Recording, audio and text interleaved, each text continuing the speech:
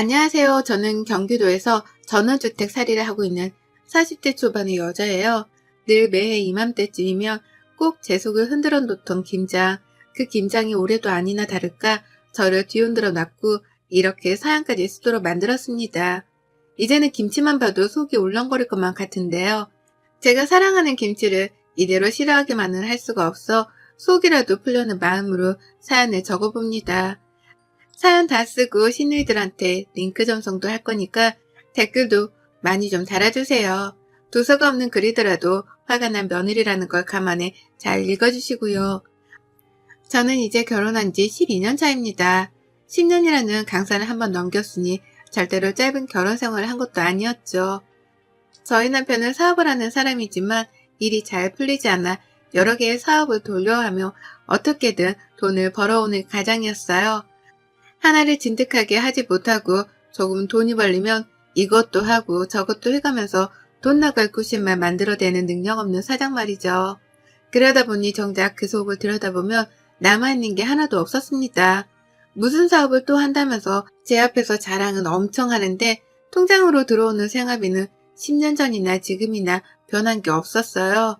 그 사이에 물가 상승한 게 얼마고 애들이 자라서 들어가는 학원비가 얼마인데 우리 남편은 그런 변화를 혼자 체감하지 못하고 사는 듯 보였죠. 문제는 그뿐만이 아니었습니다.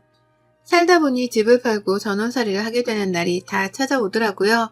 서울에서 비싼 아파트는 아니더라도 동네에서 멀끔하게 잘 지어져 있던 아파트에서 살아왔었거든요. 결혼하면서 남편이 70, 그리고 저희 친정에서 30 정도로 대줬던 돈으로 산 집이었습니다. 그런데 그걸 한창 아파트값이 올라가 있던 몇 년 전에 팔아버리더라고요. 갑자기 전원생활의 뜻이 생겼다면서 말이죠. 처음엔 전원생활이라는 말만 들어도 설렜습니다. 남편이 돈을 많이 벌어서 우리가 큰 집으로 이사를 가나 보다 했어요. 그래서 애들 교육이 걱정이 되긴 했어도 어떻게든 되겠거니 했었답니다. 근데요, 전원생활을 하러 이사를 가고 나서야 알았어요. 남편 사업이 잘 풀리지가 않아 그 대용으로 아파트를 팔아버렸다는 걸 말이죠. 남편이 사업하는 데에 돈을 쓰고 나니 남는 돈이 별로 없어서 전원생활을 시작하긴 했으나 정말 쥐꼬리만한 크기의 전원에서 살게 되었다는 걸 말입니다. 코로나만으로도 세상이 확 변했다는 느낌에 걱정이 태산이었는데 사는 집의 환경과 위치까지도 싹 다 바뀐 바람에 저는 정말 사는 데에 적응하는 걸 목표로 두며 버텼습니다. 애들도 키워야 하고 팔아버린 아파트를 아까워하면서 어떻게 우리가 다시 일어설 수 있을지 혼자 골머리를 앓아가며 남편을 지켜봤어요. 하지만 이런 제 속도 모르고 남편은 그저 또 입만 살아 사업을 벌려왔습니다. 유일하게 인정하는 건 남편의 긍정적인 입방정뿐이었네요. 어떻게든 버티다 보면 괜찮아질 거라는 말을 해가면서 저를 위로하는 그 뛰어난 말주변이었거든요. 하지만 이런 저의 어깨에 더 무거운 짐을 떠안기더라고요. 시어머니 말입니다. 가족 설명을 하려고 하니 갑자기 숨이 턱 막히는 심정인데요. 사연을 위해서 시댁 소개를 안 할래 안 할 수가 없으니 숨 한 번 꼭 참고 해보겠습니다. 저는 신우가 넷이에요. 하나도 아니고 둘도 아니고 그렇다고 셋도 아닌 넷 말이죠. 신우가 넷이나 되면 결혼 한번 고려할 법도 한데 왜 그런 집으로 시집을 갔냐고 물으신다면 이번에도 제 남편의 말주변이 크게 영향을 미쳤습니다. 무조건 누나들이랑은 부딪히지도 않게 해줄 거고 고생이란 건 절대 시키지 않을 거라고 호언장담을 하던 남편의 그 긍정적이고도 뛰어났던 말주변은 연애 때부터 시작되었었죠. 그러니 저는 남편이 나 하나만큼은 끔찍하게 생각해 주겠구나 싶어서 철석같이 믿고 결혼을 했고요. 그런데 결혼하고 나서 보니 남편의 사업부터 시작해서 시누이들의 시집살이까지 뭐 하나 결혼 전 약속대로 지켜지는 것이 한 개도 없었습니다. 정말 단 하나도 없었어요. 남편은 잘 되지도 않는 사업을 벌렸다가 무마하고 유지하며 집 밖을 겉돌았고 그러는 사이 시누이들은 미치도록 저를 찾아댔어요. 집안 행사가 있을 때에도 그렇고 걸핏하면 찾아댔습니다. 시누들은 저희 부부가 굉장히 잘 사는 줄 알거든요. 저희 남편이 그 많은 남매들 중에서 무려 막내이기까지 한데요. 막내가 사업을 한다고 하는데 이것저것 하는 게 많다고 하니 우리 시누이들은 뭐 대단한 사업가라도 되는 줄 알아나 보더라고요. 원래 사업에 대해서 잘 모르는 사람들은 사업을 한다고 하면 회사 운영을 하는 것 같은 큰 걸 상상하곤 하잖아요. 잘 모르는 사람일수록 말입니다. 그런데 저희 신우들 그리고 시부모님이 딱 그랬어요. 아는 게 하나도 없는데 막내 동생이 사업을 한다고 하니 애가 진짜로 집안을 일으키기라도 할 상인가 보다 하며 진드기처럼 달라붙으려고 했답니다. 본인들 형편이 좋지를 못하니 남매들 중에서 사업을 한다는 저희 남편한테 들려붙으려고 한 거였죠. 사사건건 불러댔어요. 시부모님 생신 때는 두말할 것도 없이 당연하게 장남이나 막내 그리고 집안의 기둥인 저희 남편이 참석을 해야 했고 그 밖에 시부모님께 돈이 들어갈 일이 생기다면 또 당연하게 불려나갔습니다. 병원 가시는 것도 가까이 사는 신우가 한 번쯤 데려가다 병원비를 내줄 법도 하고 또 시부모님이 고기 먹고 싶다고 하면 나가서 직접 지불하고 자기 부모한테 사줄 법도 할 텐데요. 우리 신우들은 하나도 아니고 둘도 아니고 넷이나 되는 우리 신우이들은 모두 다 하나같이 당연하다는 듯 저를 찾았어요. 남편은 밖에서 사업을 하느라 바쁘고 정신이 없을 테니 집에서 가정주부로 살고 있던 저를 만만하다며 불러댄 겁니다. 늘 대신 계산을 하게 했고 당연하다는 듯이 저의 지갑을 훑어보는데 그렇게나 소름이 끼칠 수가 없었습니다. 어째 하나도 아닌 넷이나 되는 시누이들이 또 하나같이 거머리 같을까 싶어서 우습지도 않았던 거죠. 이런 집안으로 시집을 오기 쉽지 않을 텐데 귀엽고 시집을 와서 고생하며 사는 제가 애처롭기도 했고요. 하지만 무엇보다 저를 힘들게 하는 건 바로 김장철이었어요. 다른 생일날이나 제삿날 같은 건 밖에서 외식을 하거나 시어머니가 같이 요리 하나쯤은 거들어 주시니까 그런대로 괜찮았습니다. 근데요, 김장철만큼은 정말 떠올리기만 해도 숨이 답답할 정도로 저에게는 트라우마 비슷한 거였어요. 왜냐면 제가 정말 많은 김장들을 저 혼자서 담궈내야 했거든요. 그 시작은 4년 전쯤이었고요. 원래는 제가 친정에서 김치를 받아 먹었습니다. 시댁에서 시어머니랑 시누이들이 자꾸만 같이 하자고 저를 불러대는데도 저는 끝까지 친정에서 받아 먹겠다고 하면서 거절을 했어요. 시누이들도 자기 친정에서 김치를 받아 먹는데 나는 내 친정에서 김치를 받아다 먹지를 못하는 건가 싶었으니까요. 시댁 김장은 조금 짠 반면에 저희 친정은 제 입맛에 딱 맞게 김치를 만들어줘서 제가 더 선호를 하기도 했고요. 그렇게 결혼하고 4년 가까이는 저희 친정에서 받아 먹으며 김장철에 굳이 김장을 하러 시댁을 찾지 않아도 되었어요. 그러면서 한 번씩 번갈아 가며 시누이들한테 김장 좀 같이 안 한다는 이유만으로 욕을 먹기도 했지만 한 귀로 흘려드리려 노력했고요. 그러다 4년 전에 친정엄마가 돌아가셨습니다. 그로부터 제 시댁살이는 송두리째 바뀌어버렸죠. 친정엄마가 돌아가셨다는 이유만으로 시댁에서는 저를 더 적극적으로 시댁에 불러냈어요. 김장철에는 더더욱이요. 김장철이 아닐 때에는 외롭고 힘들 테니 와서 같이 밥 먹자며 불러내서 요리시키고 설거지시키며 고생은 다 시키더니만 김장철일 땐 작정을 했다는 듯 김장을 시키려고 불러내더라고요. 첫 1년째에는 시누이들도 다 같이 모여서 김장을 했습니다. 모임 장소가 시댁이었는데요. 시어머니가 전날부터 아예 자고 가라면서 주말부터 저희 가족들을 다 불러내서는 시어머니 따라서 같이 장도 보고 수육 준비도 하며 잔치 준비를 하듯이 일을 했어요. 그러면 시누이들은 모든 김장할 준비가 다 끝나고 난 후에야 시댁으로 하나둘 자기 가족들을 데리고 참석을 했죠. 집안에 사람들이 빼곡하다 못해 꽉꽉 차서는 발 디딜 틈도 없었습니다. 김장을 하자고 모인 게 맞나 싶을 정도로 시누이들은 김장을 하기는커녕 관심도 가지질 않았어요.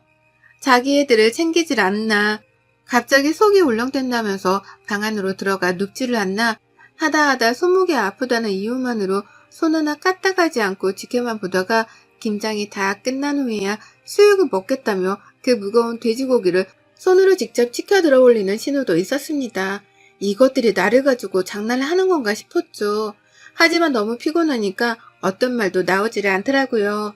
전날부터 시어머니 옆에서 김장을 하며 김장 준비를 했던 것만으로도 힘이 다 빠질 것 같았는데 시누이들 가족들까지 우르르 몰려와 있는 시댁 안에서 내 아이들도 챙기고 김장도 하고 또 마무리를 하는 과정부터 시작해서 수육 삶기에 설거지까지 엄청나게 방대한 양의 일들을 해내야 했다 보니 체력이 남아돌지를 않았어요.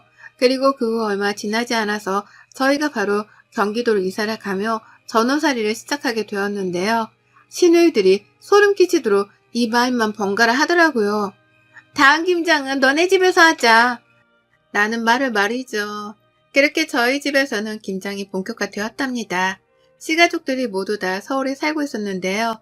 그 누구도 경기도까지 가서 김장을 하는 것에 반대를 하는 사람이 없었어요. 그 누구도 서울에 살던 집보다 더 좁고 답답한 전원주택에서 사는 걸 가지고 안쓰럽다며 위로해주는 사람 하나 없었습니다. 오히려 전과 똑같이 그 많은 자기 식구들을 모조리 데려와서는 김장을 하라 하는데 그 과정에서조차 열받는 일들이 많았네요. 또 게으름을 피우면서 겁만 도는 시누이, 자기 아이를 챙겨야만 하는 핑계를 대면서 김장을 하다마는 시누이, 수다만 떤다고 김장을 하기는 개뿔, 폰만 잡고 있는 시누 등등 이것들은 저마다 가지고 있는 단점들을 서로 번갈아 해가면서 김장을 대충 해댔습니다. 그러니 저는 빨리 내 집안에서 내보내야 한다는 생각에 더 필사적으로 김장을 했고 그렇게 개고생을 하고 나서 보면 꼭 제가 다 김장을 해놨더라고요. 그러면 시누들은 당당하게 제가 해놓은 김장들을 챙겨가면서 다들 수고했다는 인사를 지들이 했습니다. 마치 자기들도 대단히 손을 거들어준 것 마냥 말이죠. 이것만으로도 저는 충분히 힘들었어요. 몸이 버티기 힘들었고 가뜩이나 남편이 하는 일 때문에 정신적으로도 버티기가 쉽지 않은데 김장만 하면 몸살까지 나서는 우울한 상태가 극도로 커졌죠. 그리고 바로 올해 제발 이번만큼은 어떻게 해서라도 저희 집에서 김장을 하지 않게 하려고 했습니다. 무슨 일이 있더라도 내 집에 시누이들이 우르르 몰려들어오는 그 꼴만큼은 안 보겠다며 남편한테도 몇 달 전부터 언지를 줬어요. 마누라 고생을 시키면 기분이 좋냐고 화를 내면서 말이죠. 남편도 분명 계속해서 화를 내고 힘들어하는 저를 보며 올해만큼은 김장을 시댁에서 다시 하자 하겠다며 제 편을 들어줬습니다. 그리고 저도 그런 줄 알고 이번 김장철은 아무것도 안 하려 했죠. 다만 김장을 사먹는 게 아까워서 저 혼자 우리 가족 거를 만들려고 동네 슈퍼에서 배추 10포기 정도는 사놨고요. 그런데 저번 주말을 바로 하루 앞뒀던 금요일날 남편이 예고도 없이 그러더라고요. 누나들이 집에 온다는데? 배추랑 다 샀다는데? 라고요. 이 쪼다 같은 놈이 글쎄 누나들한테 집에 오지 말란 말도 못한 채 온다는 걸 오케이 했다는 겁니다. 김장을 자기 집도 아닌 제 집에서 하겠다며 지들끼리 배추도 사서는 준비를 마쳤다고까지 했네요. 저는 김장을 할 생각이 없다고 대답을 했으나 남편은 중간에서 어쩔 줄을 몰라 했고 신우들은 한살고 고집을 부렸어요. 김장철이 다 되도록 연락도 없고 이렇다 할 답이 없길래 우리끼리 배추를 다 샀다고요. 그러니 이제 와서 취소할 생각은 말고 후딱 김장 만들고서 해산이나 하자고 말이에요. 제가 하기 싫은 티를 팍팍 내면서 거절을 수 없던 비추니 그게 기분이 나빴던지 시누이들도 화를 틱틱 내더라고요.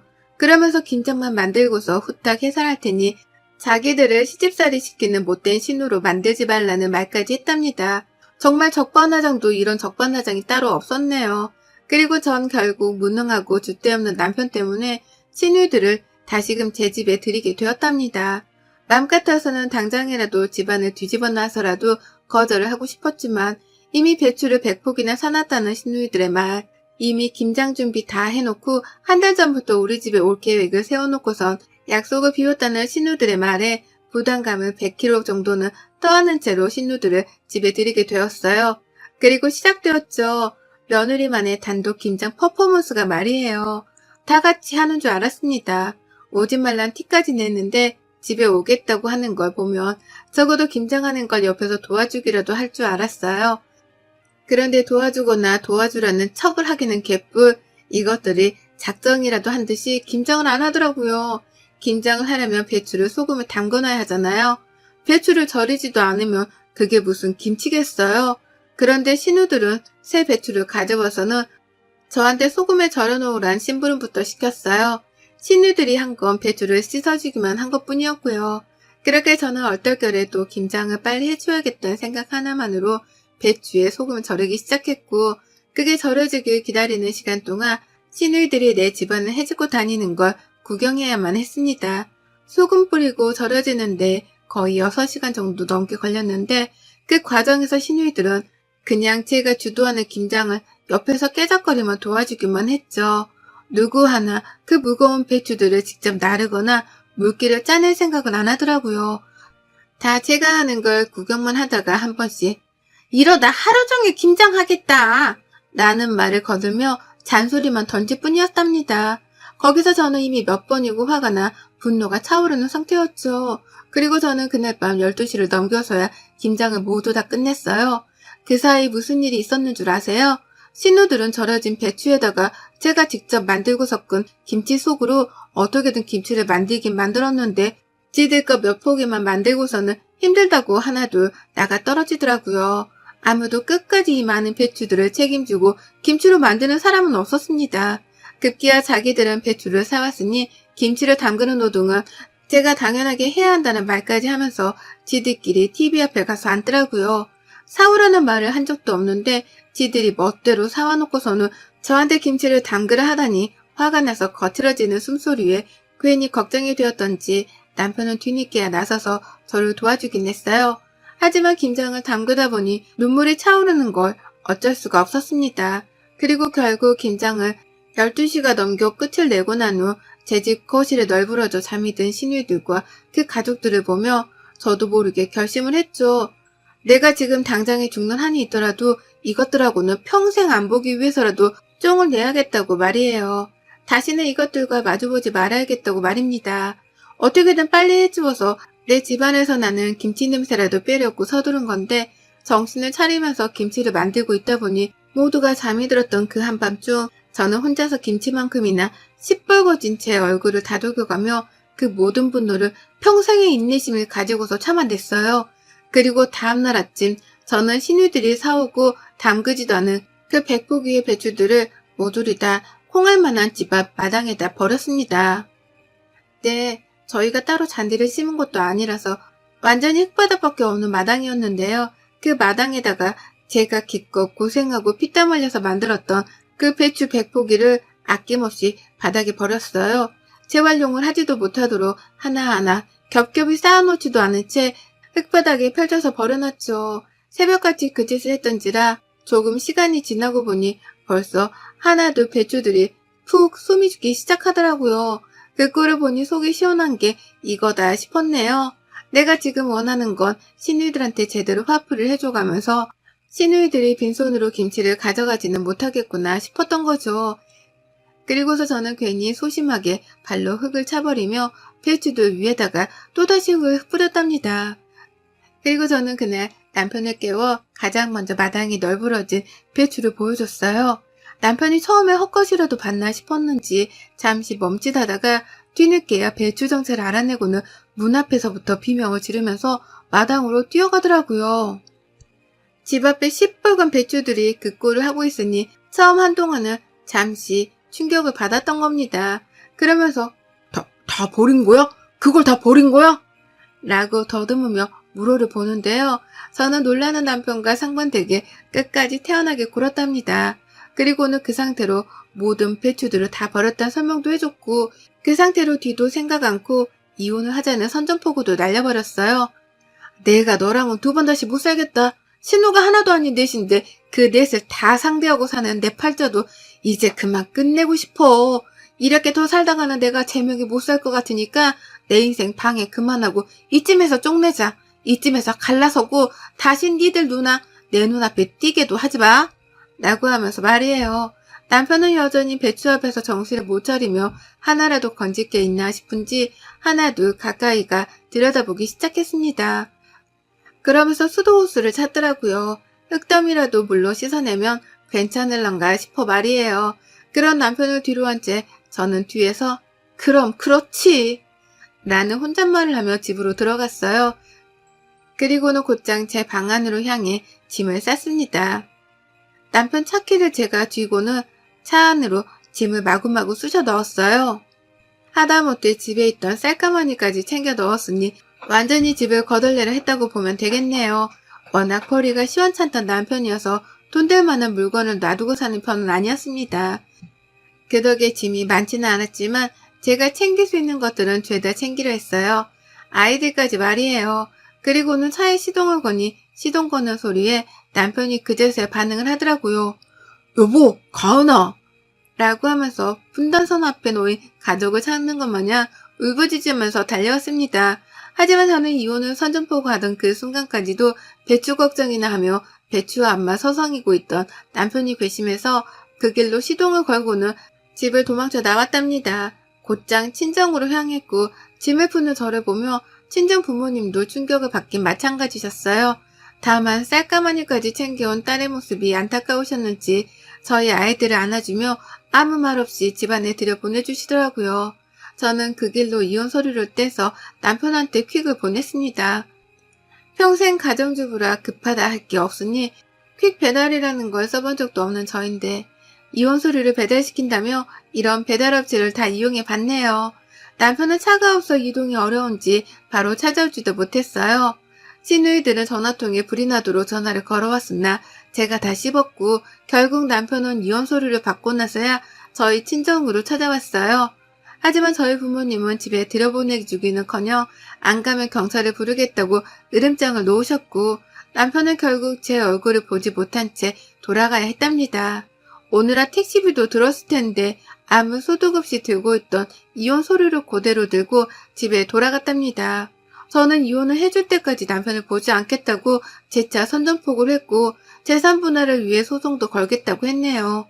아파트를 팔며 남겼을 내 친정의 지분 정도는 도로 챙겨와야겠다 싶어서 말이죠. 어쩌다 이렇게 괴팍하게 이혼을 하게 되었는지는 모르겠지만 남편이라는 작자한테 미련이 하나도 남지 않은 저인지라 후회 따위는 없습니다. 하나 있다면 아이들한테 상처를 준 것이겠으나 아이들한테도 이런 고모들이나 아빠랑 같이 섞여 지내느니 저랑만 사는 게 훨 이로울 거다 싶네요.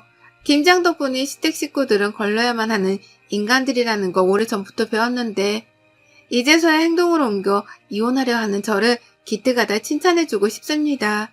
아직 늦지 않았으니 이제라도 정신 차리고 시댁, 아니 시누들하고는 정말 평생 쫑 낼랍니다. 여러분의 생각은 댓글로 남겨주세요. 오늘도 시청해주셔서 정말 감사합니다.